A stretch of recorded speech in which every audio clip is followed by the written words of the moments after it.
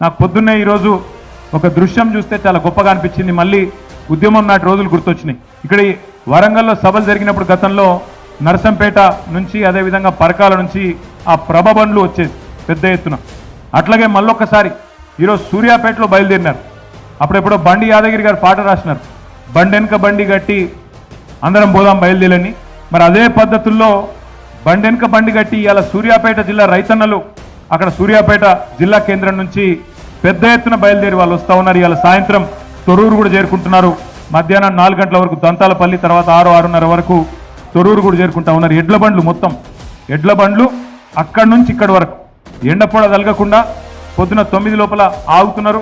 మళ్ళా సాయంత్రం 4కి బయలుదేరి సూర్యాపేట నుంచి బయలుదేరి ఉద్యమ స్ఫూర్తి చాటుతూ రైతాంగానికి కేసీఆర్ గారి మీద ఉన్న ప్రేమను చాటుతూ అక్కడి నుంచి బయలుదేరి ఇక్కడ దాకా వస్తూ ఉన్నారు. మరి వారిని చూసి మనందరం కూడా నేర్చుకోవాలి. 60 లక్షల మంది గులాబీ దండు ఏదైతే ఉన్నదో వారందరికీ నా ప్రార్థన, ఇంతకు మించిన పని మనందరికీ కూడా ఏమీ లేదు. కాబట్టి మరి అందరం కూడా బయలుదేరుద్దాం.